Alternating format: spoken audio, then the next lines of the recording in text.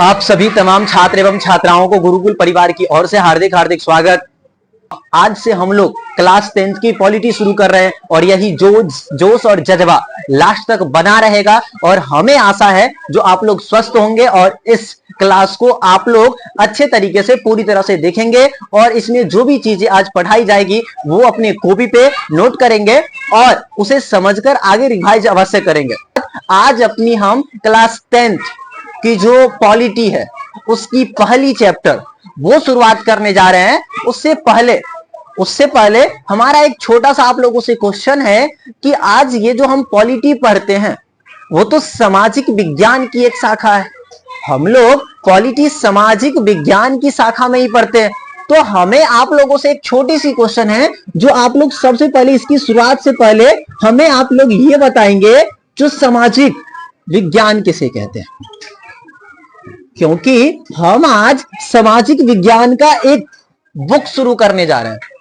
तो सामाजिक विज्ञान की एक बुक शुरू करने से पहले हमें आप लोगों से एक छोटी सी क्वेश्चन थी जो क्या ये सामाजिक विज्ञान किसे कहते हैं। ये क्वेश्चन वास्तव में देखने में आसान है, लेकिन जैसे ही आपसे अगर हम पूछने की कोशिश करें तो शायद आप फंस रहे होंगे, आप सही से जवाब नहीं दे पा रहे होंगे, आप अनुमान ही नहीं लगा पा रहे होंगे तो शायद इसकी डिफिनीशन क्या बोली जाए। हम जानते हैं, हम ये भी जानते हैं जो सामाजिक विज्ञान के अंतर्गत हम लोग भूगोल इतिहास पीछे से भी पढ़ते आ रहे हैं, क्लास 9th में भी पढ़े थे, क्लास 8 में भी पढ़े थे, लेकिन वास्तव में अगर हम आपसे पूछ ले जो सामाजिक विज्ञान का डेफिनेशन क्या है तो सबके सब फंस जाएंगे, या फिर जिन्हें पता भी होगा तो वो बोलने में हिचकते होंगे। तो सामाजिक विज्ञान ये तो हम कभी इसकी डिफिनेशन की बात किए ही नहीं।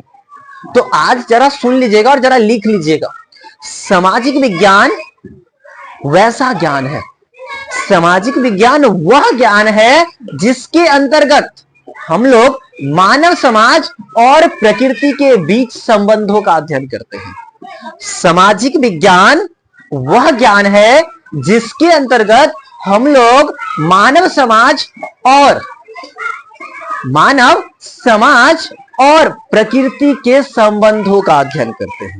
जो प्रकृति में हम लोग बहुत सारी चीजें देखते हैं, हम लोग शायद पर डे बहुत सारी चीजों को यूज भी करते हैं, हर दिन कुछ ना कुछ चीजें प्रयोग करते हैं, सुबह उठने से लेकर शाम तक।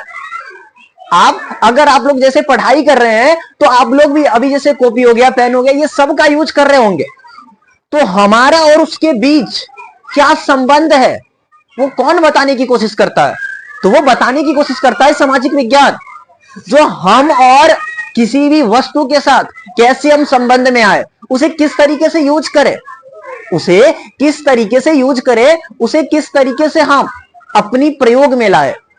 तो वो जो हम अपनी तरीके से प्रयोग में लाना चाहते हैं, या फिर हमारे पास कुछ अधिकार है, जैसे कि बात करते हैं किसी दुकान पर जाते हैं तो हमें कौन सी वस्तु, अगर हम कोई वस्तु खरीदते हैं तो हमें उसमें क्या क्या चीज देखना चाहिए, वारंटी, तो मतलब वो कितने दिनों तक चलने वाला है, वो कितने दिन खराब नहीं होगा।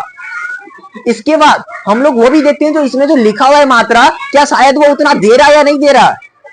तो हम और वो उस वस्तु के बीच जो संबंध है ना, जो हम वो जो वस्तु लेने भी जाते हैं तो शायद हम उसके बारे में हर चीजें जानने की कोशिश करते हैं, जिसकी गुणवत्ता क्या है, ये हम ले रहे हैं, इसे यूज कैसे करना है। जैसे आप लोग डॉक्टर के पास जाते हैं तो वो जो दवाई देता है आखिर उसको वो बताता है जो इसे हमें पर डे 2 गोली खाना है या 1 कप मतलब 1 डब्बा पीना है, कितना पीना या फिर कितना खाना है, वो सब बताने की कोशिश किया जाता है और वो सब चीजें बताई भी जाती है पर डे। तो इस कारण से हम कहना चाहेंगे जो सामाजिक विज्ञान वह ज्ञान है, सामाजिक विज्ञान वह ज्ञान है जिसके अंतर्गत हम लोग यह ज्ञात करने की कोशिश करते हैं, यह जानने की कोशिश करते हैं कि मानव समाज और प्रकृति के बीच क्या संबंध है। उस संबंधों का अध्ययन करना ही सामाजिक विज्ञान कहलाता है। अब हम सामाजिक विज्ञान के अंतर्गत आज हम लोग शुरू करने वाले थे राजनीतिक विज्ञान, राजनीतिक शास्त्र।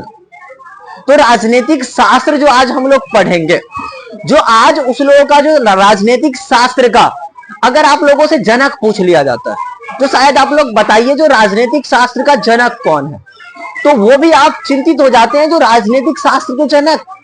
आसान सा क्वेश्चन है, लेकिन कभी कभी आप भ्रमित हो जाते हैं जो रासायनिक शास्त्र का जनक तो आज से हम पहले जानने की कोशिश ही नहीं किए। भले हम विज्ञान का जानने की कोशिश करते हैं, उसमें भी केमिस्ट्री, बायोलॉजी, फिजिक्स ये सब का जानने की कोशिश करते हैं, लेकिन जो आर्ट का सब्जेक्ट है उसमें जानने की हम कोशिश कम करते हैं। और उसी प्रकार आप फंस रहे होंगे आज। अगर जैसे ही हम आपसे पूछे राजनीतिक शास्त्र का जो पिता है, जनक है, वो कौन है, तो आपके माइंड में वो नहीं आ रहा होगा। क्यों? क्योंकि आज से पहले आप लोग पढ़े नहीं। तो आज जान लीजिए, आज होते हैं अरस्तु।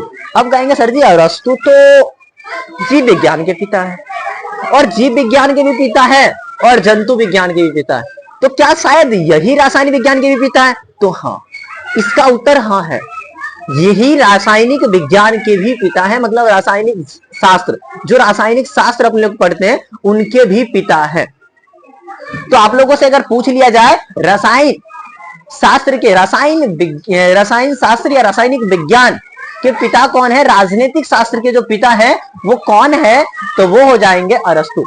राजनीतिक शास्त्र नहीं है, राजनीतिक शास्त्र, रसायन शास्त्र नहीं। अगर आप लोगों से रसायन शास्त्र का पूछे तो वो अलग हो जाते हैं। हम आप अभी से जो आपसे पूछ रहे हैं वो ये पूछ रहे हैं जो राजनीतिक विज्ञान, राजनीतिक शास्त्र के जो पिता है वो कौन है। तो राजनीतिक शास्त्र के पिता की अगर हम बात करें तो वो हो जाते हैं अरस्तु। तो चलिए इसी के साथ साथ आज हम अपनी बुक की भी जो पहली लेसन है, पहला चैप्टर है, उसकी शुरुआत करने की कोशिश करते हैं। आप लोग जानेंगे जो रासायनिक शास्त्र का राजनीतिक विज्ञान, सॉरी हमने रासायन शास्त्र बोल दिया था उसके लिए, लेकिन वहां पर आज जो हम लोग पढ़ रहे हैं वो राजनीतिक विज्ञान पढ़ रहे हैं, राजनीतिक शास्त्र पढ़ रहे हैं। तो उसके अंतर्गत हम जो बात करेंगे वो आज आप लोगों का पहला चैप्टर है, वो है लोकतंत्र में सत्ता की साझेदारी। लोकतंत्र में सत्ता की साझेदारी, लोकतंत्र में सत्ता की साझेदारी। तो चलिए हम सबसे पहले इसमें पूछना चाहेंगे आप लोगों से, क्योंकि आप क्लास 9th पढ़े हैं और क्लास 9th में हम लोग बहुत से चैप्टर ऐसे थे जहां पर हमने बार बार लोकतंत्र की जिक्र किया। जैसे दक्षिण अफ्रीका में लोकतंत्र की उदय की बात कर ले, या फिर लोकतंत्र क्या है, कैसे है, क्या है, ये सब जानने की कोशिश हम लोग 9th के क्लास में पूरे तरीके से किए थे। तो सबसे पहले तो इस चैप्टर को पढ़ने से पहले इस चैप्टर की परिचय जानना जरूरी है, और इस चैप्टर का परिचय कहने इस शब्दों को तोड़कर जानना जरूरी है। तो सबसे पहले तो हम ये देखना चाह रहे हैं जो लोकतंत्र क्या होता है। लोकतंत्र क्या होता है, तो लोकतंत्र का हम अगर एक सीधा सा डेफिनेशन देने की चेष्टा करें, सीधा सा डेफिनेशन अगर आपसे पूछा जाए आसान से शब्दों में, तो हम ये भी कह देते हैं लोगों का शासन ही लोकतंत्र कहलाता है। लोगों का शासन ही लोकतंत्र कहलाता है। अगर हम ये भी कह दें तो इसे गलत नहीं माना जाएगा, हाँ, लेकिन पूर्णतः सत्य भी नहीं माना जाएगा। लोकतंत्र अगर आप सीधा सीधा ये बोलते हैं, जो लोकतंत्र का डेफिनेशन ये है, जो लोगों का शासन ही लोकतंत्र कहलाता है, तो ये सत्य है। लेकिन कुछ चीजें इसमें और भी जोड़ा जाता है। सबसे सटीक इसका जो परिभाषा है वो दिए थे अब्राहम लिंकन, जो कि अमेरिका के क्या थे, राष्ट्रपति थे। उन्होंने लोकतंत्र का सबसे अच्छा और एक अच्छे तरीके से सुव्यवस्थित तरीके का डेफिनेशन दिया था। वो था जनता के लिए और जनता के द्वारा चलाई गई शासन ही लोकतंत्र कहलाता है। जनता के लिए और जनता के द्वारा चलाई गई शासन ही क्या कहलाता है, लोकतंत्र कहलाता है। अगर लिखना चाहे तो लिख सकते हैं। लोकतंत्र का अगर परिभाषा आपको लिखना है तो हम ये लिख सकते हैं, जो जनता का जनता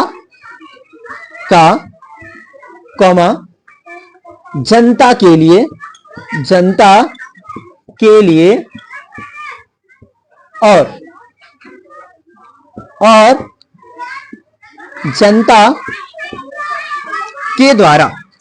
जनता के द्वारा चलाई गई शासन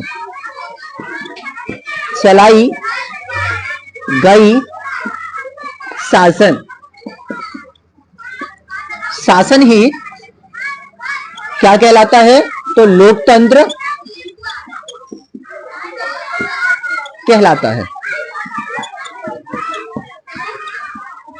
और कई बार आप लोगों के जो बोर्ड एग्जाम है उसमें ये पूछा भी है, आपसे डायरेक्ट ये पूछ लेता है जो लोकतंत्र किसे कहते हैं, लोकतंत्र का परिभाषा क्या है। तो आप लोगों को बोलना है अब्राहम लिंकन के अनुसार जनता का, जनता के लिए और जनता के द्वारा चलाई गई शासन ही लोकतंत्र कहलाता है। ये शायद आपसे 2 नंबर में पूछेगा और कई बार पूछा भी गया है, तो आप इसको भूलिएगा नहीं, इसको आप अपने कॉपी में नोट अवश्य कीजिएगा, क्योंकि एक अच्छी क्वेश्चन बनाई जाती है इससे, जो लोकतंत्र किसे कहते हैं या लोकतंत्र का परिभाषा लिखिए। तो लोकतंत्र का किसे कहते हैं या लोकतंत्र का परिभाषा लिखिए। अगर ऐसा कहे बोला जाए तो अपने लोग ये लिखेंगे जो जनता का, जनता के लिए और जनता के द्वारा चलाई गई शासन है लोकतंत्र कहलाता है।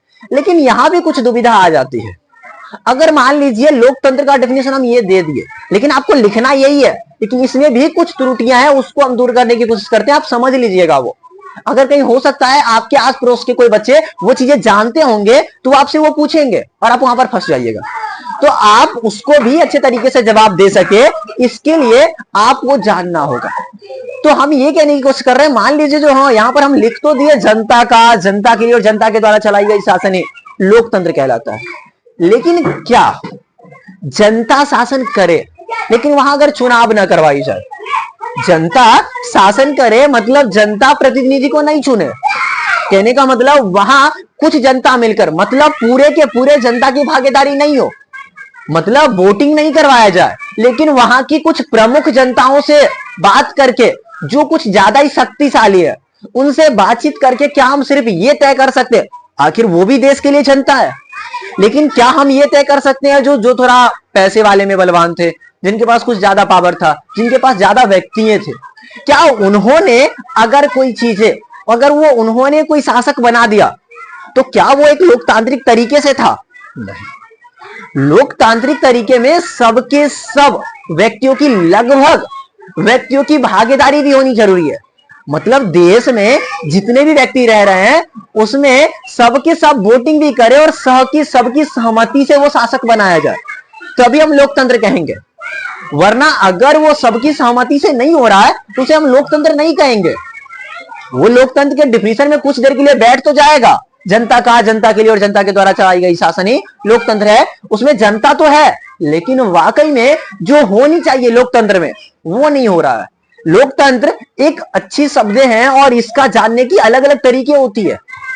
तो लोकतंत्र जनता का, जनता के लिए और जनता के द्वारा चलाई गई शासन वास्तव में है, परंतु सबकी सहमति, बहुमत भी होना जरूरी है। मतलब हम जिसको शासक बना रहे हैं उसमें बहुमत भी होना जरूरी है। अगर बहुमत नहीं है, अगर वो शासक किसी दूसरे व्यक्ति से चुनकर आ गया है लेकिन वो बहुमत में नहीं था, तो हो सकता है वो निरंकुश भी हो, किसी को अपने बल के हिसाब से भी, कहने का मतलब बल के हिसाब से दबाकर वो शासक बन गया हो, तो वो सच्चा लोकतंत्र नहीं है। लोकतंत्र है लेकिन सच्चा लोकतंत्र नहीं। तो हमें लग रहा है जो अब आप लोग लोकतंत्र के बारे में बहुत सारी चीजें आप लोगों को समझ में आ गई और हमें आशा है वो समझ में आ गया होगा, क्योंकि हमने उसे तोड़ तोड़ कर समझाने की कोशिश की। अब है सत्ता की साझेदारी। सबसे पहले हम इसमें समझते हैं साझेदारी क्या होता है, जिसे अपने लोग पार्टनरशिप भी कह देते हैं। शायद मान लीजिए अगर हमें अगर कोई भी चीज खरीदना भी होता है, लेकिन शायद उतना पैसा नहीं होता है हमारे पास। अगर मान लीजिए हमें कोई वस्तु खरीदना है लेकिन उसके लिए जितना पैसा चाहिए, वो महंगी वस्तु है, उतना पैसा नहीं है हमारे पास, तो फिर क्या करेंगे? अपने लोग खोजते हैं कोई तो जुगाड़ चाहिए। हमें कोई एक ऐसी व्यक्ति की तलाश होती है जो क्या करे, जो आपको उसमें आकर पैसा दे, आपको भी कुछ पैसा दे और उस चीज को, वस्तु को खरीद कर हम दोनों यूज करें। अब तो अगर एक व्यक्ति कोई भी वस्तु को नहीं खरीद पाते हैं तो हमारी सोच वही होती है, जो हम एक पार्टनर ढूंढते हैं और पार्टनर को क्या कहेंगे, जो कुछ पैसा तुम लगा दो जितना घट रहा है उतना, और कुछ पैसा हम लगा देते हैं, दोनों मिलकर उस वस्तु को खरीद लेंगे और जो पैसा बचेगा, जो उस पैसा से लाभ आएगा, उसको दोनों में बांट लेंगे। पार्टनरशिप हो गया। तो पार्टनरशिप ही साझेदारी है। अब यहां पर बात किया जा रहा है पावर की साझेदारी, मतलब सत्ता की साझेदारी, शक्तियों की साझेदारी। तो कहने का मतलब है जो अब हमें बांटना है शक्ति को, बल को। किसी भी देश में हमें एक व्यक्ति को पावर नहीं देना है, या फिर एक जाति को पावर नहीं देना है, एक धर्म को पावर नहीं देना है, हमें सभी को समान रखना है। अगर मान लीजिए हमारे जो आस पड़ोस के गांव है उसमें बहुत सारे जाति रहते हैं, जैसे राय हो गए, कुशवाहा हो गए, राजपूत हो गए, ब्राह्मण हो गए, आखिर ये सब के सब क्या करे, लोग आपस में झगड़ा करना शुरू कर दे, क्योंकि सब ही चाहते हैं जो सत्ता में है ना वो हमारा व्यक्ति रहे, जिससे क्या होगा, जो हमारे पक्ष में निर्णय किया जाएगा। तो सबका यही चाह होता है जो हमारा जो पीएम बने वो ये राजपूत का बने, या फिर कुशवाहा का बने, कुशवाहा वाला चाहते हैं कुशवाहा का बने, ये जो ब्राह्मण है वो चाहते हैं ब्राह्मण का बने, तो हर वही चाहता है। तो अगर मान लीजिए जो हम सबको, अगर ये जो शक्तियां है किसी एक धर्म या जाति को दे दे कि आप ही ना अब यहाँ के शासक बनने वाले, जो भी शासक बनेगा इसी जाति का बनेगा, तो क्या हमने वहां पर सत्ता शक्ति का बंटवारा किया? नहीं किया। शक्ति हमने एक व्यक्ति को सौंप दिया, एक वर्ग को सौंप दिया, एक जाति को सौंप दिया। लेकिन लोकतंत्र में ऐसा नहीं होता। हम लोग पढ़ रहे हैं लोकतंत्र में सत्ता की साझेदारी, तो लोकतंत्र में ऐसा नहीं होता। लोकतंत्र में सभी को शासन करने की आजादी होती है।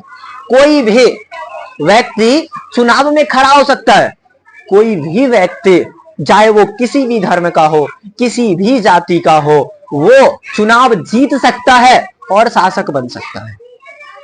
वो चाहे निम्न स्तर के जाति से हो या उच्च वर्ग का हो, या फिर हिंदू से हो, मुस्लिम से हो, जैन से हो, बौद्ध से हो, उससे कोई मतलब नहीं है। लोकतंत्र में सत्ता सभी को बांटा जाता है, सभी को एक समान रूप से सभी को ये अधिकार दिया जाता है, जो आखिर आप भी चुनाव में खड़े हो सकते हैं, हम भी खड़े हो सकते हैं, चाहे जितना भी देख रहे हैं उसके लिए जो उसके योग्यता है, अगर वो आपके पास है तो आप भी खड़े हो सकते हैं। तो आखिर इस चीज से हम वंचित नहीं कर सकते, जो नहीं तुम इस जाति को हो, इस धर्म के हो, इस वर्ग के हो, इस कारण से हम तुम्हें खड़ा नहीं होने देंगे। इसके साथ साथ हमारे यहाँ जो बांटने की प्रक्रिया है वो त्रिस्तरीय है, मतलब विधायिका, कार्यपालिका और न्यायपालिका। इस स्तर पर हम लोगों की जो पावर है, भारत में इस स्तर पर बांटा गया है हमारी शासन व्यवस्था को। तो हम अगली क्लास में इसके बारे में और विस्तार से पढ़ेंगे भी, तथा आप लोगों के बुक में दो उदाहरण है, एक श्रीलंका का और एक बेल्जियम का, एक श्रीलंका का और दूसरा बेल्जियम का, उसको भी जानने की कोशिश करेंगे, वो अगली क्लास में